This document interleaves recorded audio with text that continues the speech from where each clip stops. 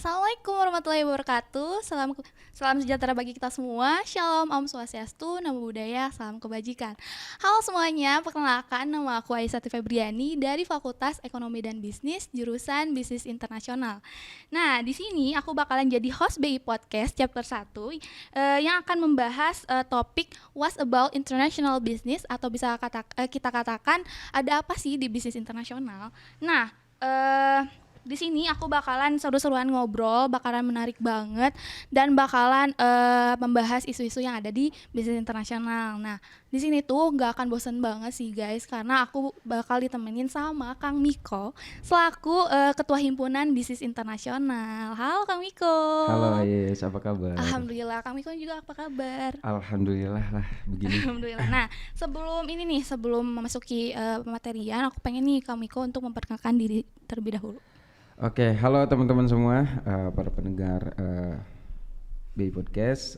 Nama saya Miftahul Khair, tapi bisa dipanggil Miko. Saya dari tingkat 2 mahasiswa Bisnis Internasional Fakultas Ekonomi dan Bisnis Universitas Padjadjaran. Dan tahun ini saya mengemban tugas atau mengemban amanah sebagai Ketua Himpunan Bisnis Internasional atau HIMABI Unpad. Widih, keren banget ya. Ini fun fact loh guys, Kang Miko tuh salah satu mahasiswa teraktif di bisnis internasional. Keren banget loh. Oke nih Kang, aku masuk aja nih ya materinya.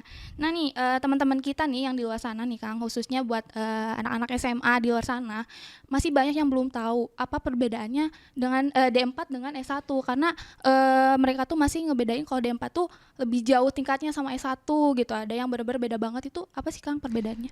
Oke, baik. Itu di awal udah pertanyaan bagus ya gitu. Nah, sebenarnya ini apa ya? Jadi salah satu kebingungan di masyarakat ya. Dan itu kadang tuh memandang bahwa D4 tuh lebih rendah daripada S1, padahal kita tuh setara gitu.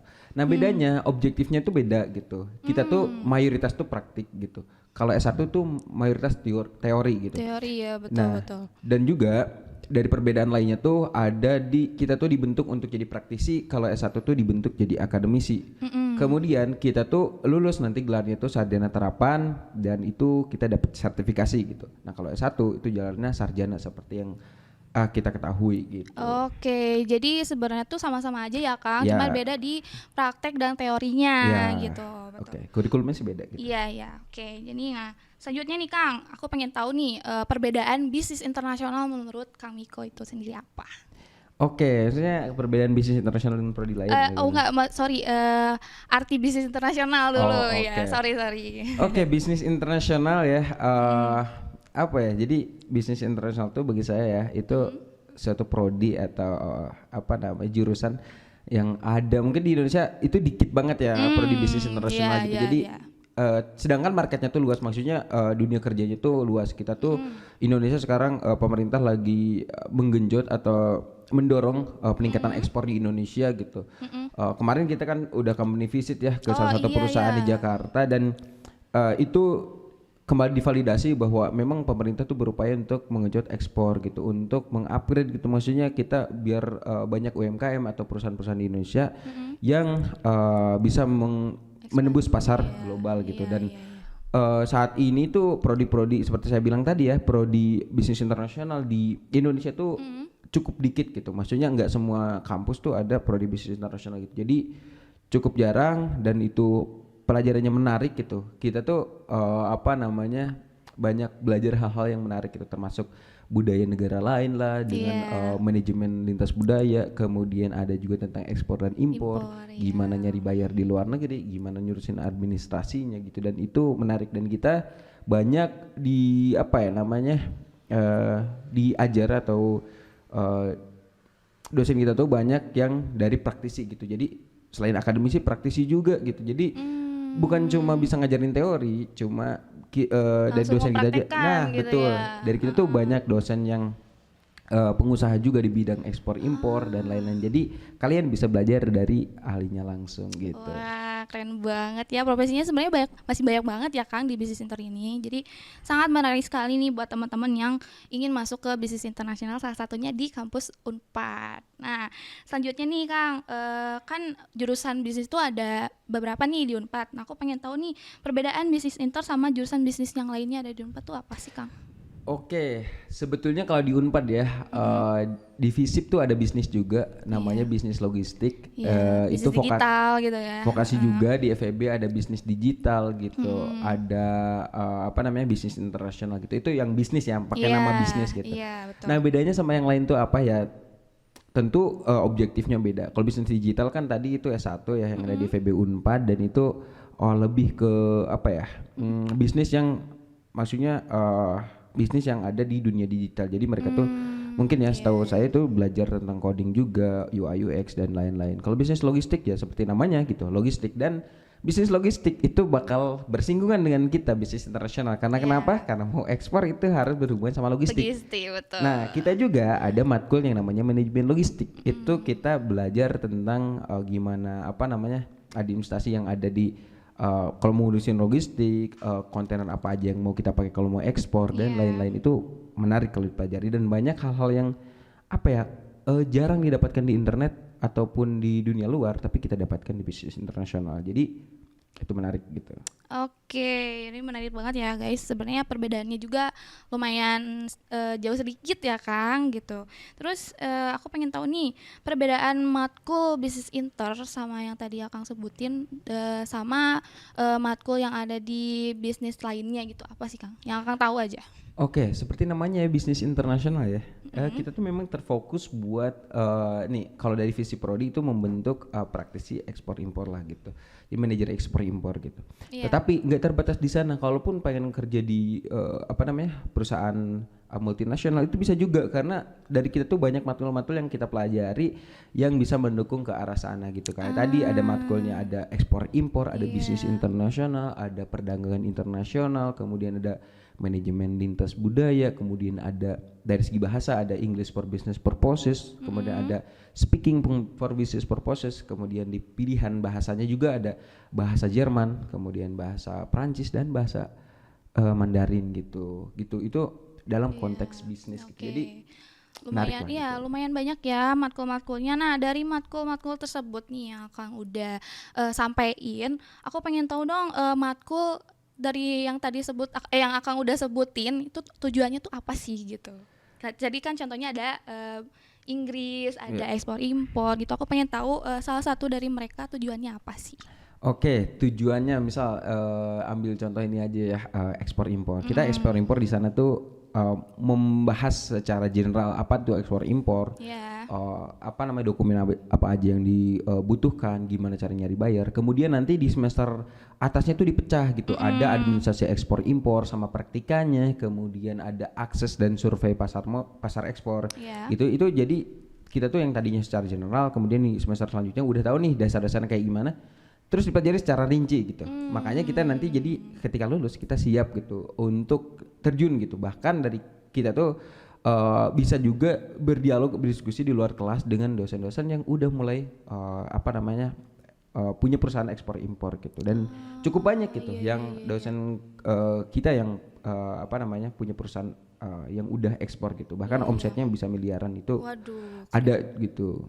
Keren banget ya ternyata teman-teman. Nah, tadi kan kita udah ngebahas matkul nih teman-teman. Kan matkul kita tuh di sini banyak banget ya Kang gitu. Nah, dari matkul ini tuh aku pengen tahu nih matkul favorit Kang Miko tuh apa sih? Waduh.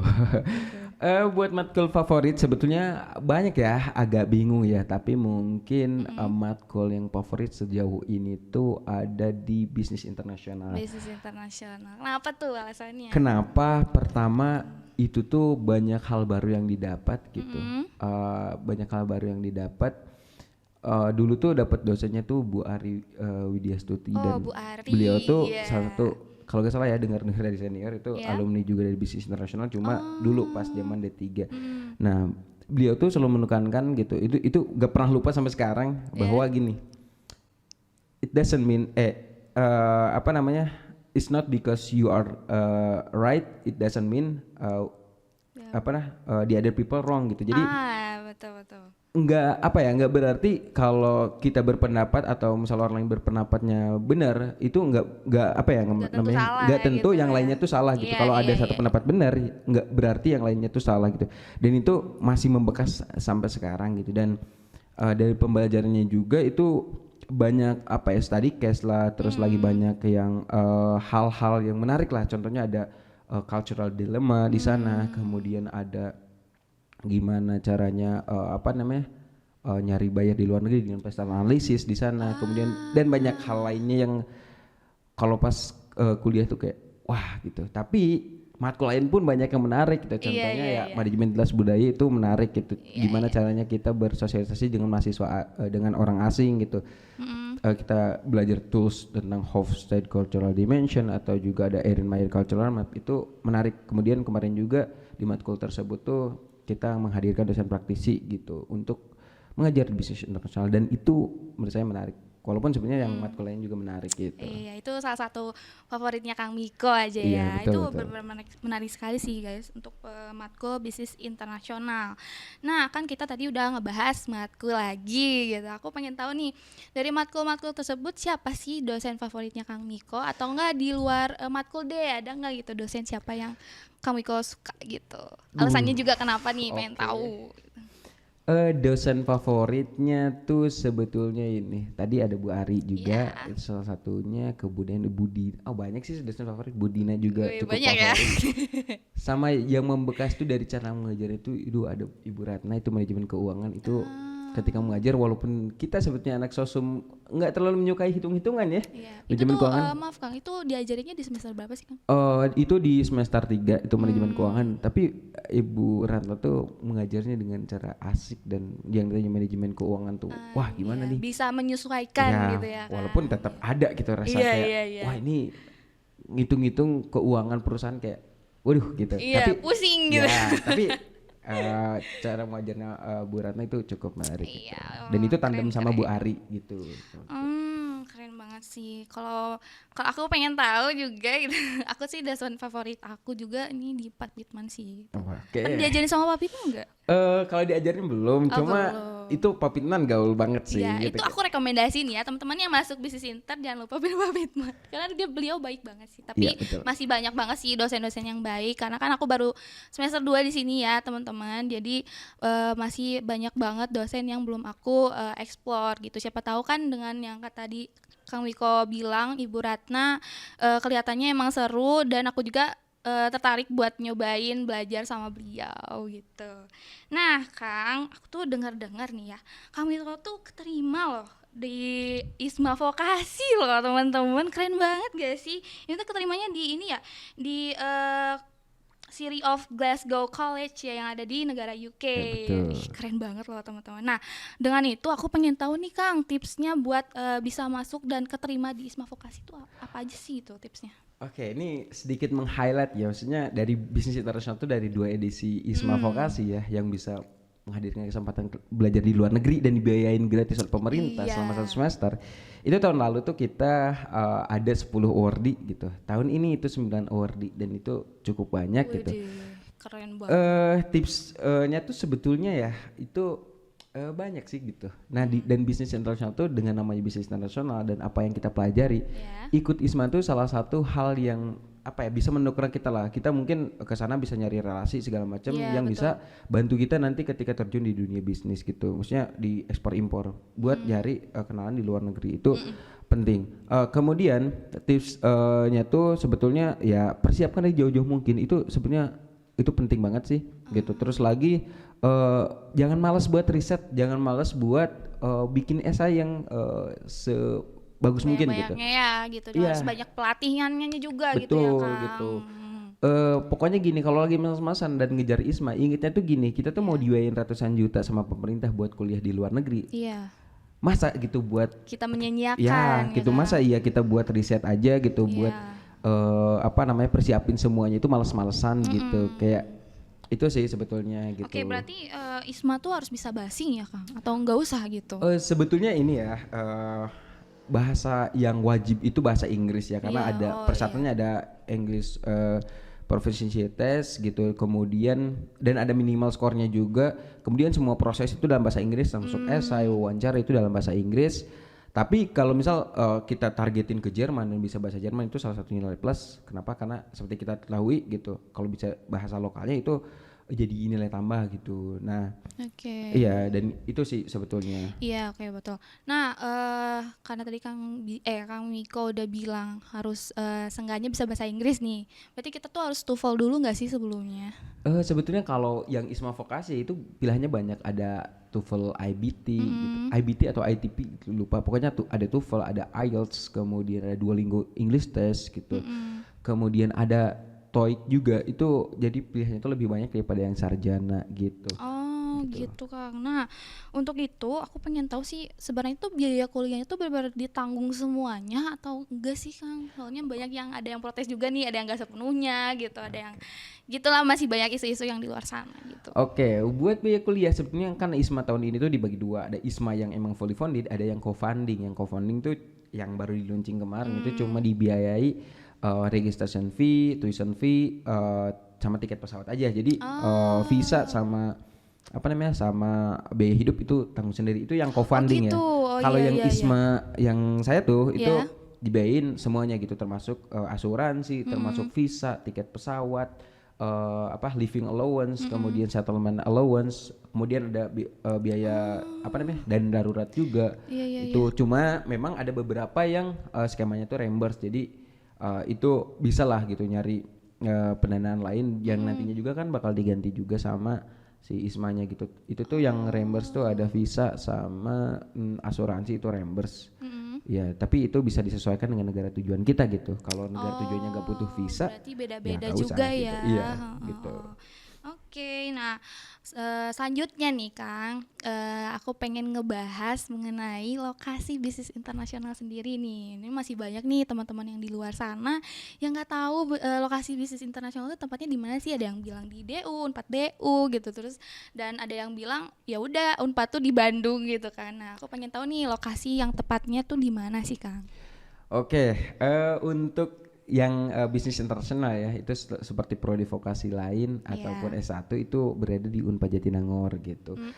Jadi kalian bisa tetap bergaul, atau mungkin kalian punya teman ya dari satu SMA itu keterimanya di S1 di apa namanya, Unpad yang apa namanya, program S1 itu tetap bisa main sama mereka gitu, bisa tetap ketemu lah gitu gitu. Betul. Nah, tapi kan tahun ini tuh ada apa ya namanya, rencana jadi sekolah vokasi. Nah, menurut gitu. ya menurut apa namanya, cuma ya tetap lokasinya masih simpang siur. Sama ya. Ya cuma masih simpang siur gitu. Cuma buat informasi paling kuat yang saat ini didapat itu lokasinya bakal tetap di Jatinangor gitu. Jadi jangan takut dipisahin gitu. Iya, Itu betul banget. ya.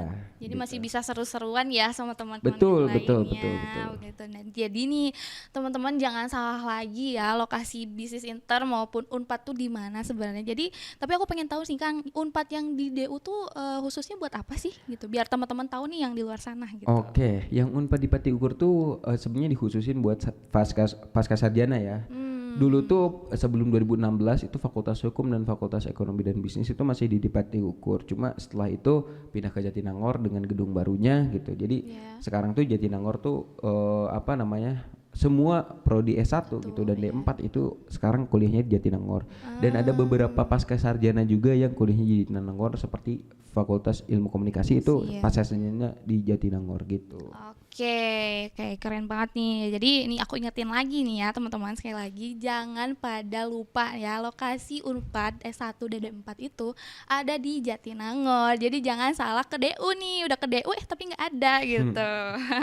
Oke Kang, mungkin segitu aja nih karena kan kita tadi udah ngebahas mengenai perbedaan D4 gitu ya, bagaimana cara lolos di ISMA Vokasi, terus apa sih gimana biayanya. Kita udah ngebahas isu-isu terpenting banget nih di sini Kang. Jadi aku berterima kasih banyak nih buat Kang Miko udah nyempetin jadi bintang tamu spesial guest kita di sini di BI Podcast chapter 1 kali ini. Ini seru banget sih pembahasannya. Jadi buat teman-teman ya yang buat ingin masuk ke bisnis internasional, ini sangat rekomendasi banget karena mungkin kalian minatnya pengen belajar ekspor impor gitu, atau belajar mengenai perdagangan internasional, ini cocok banget sih ke bisnis internasional di Universitas Pajajaran.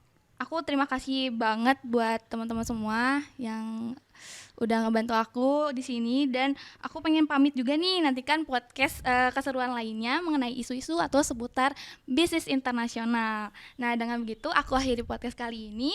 Aku Aisyah selaku pembawa acara BI Podcast pamit undur diri. Sampai jumpa di podcast lain hari. Assalamualaikum warahmatullahi wabarakatuh. Dadah semuanya. Dadah dong. Dadah.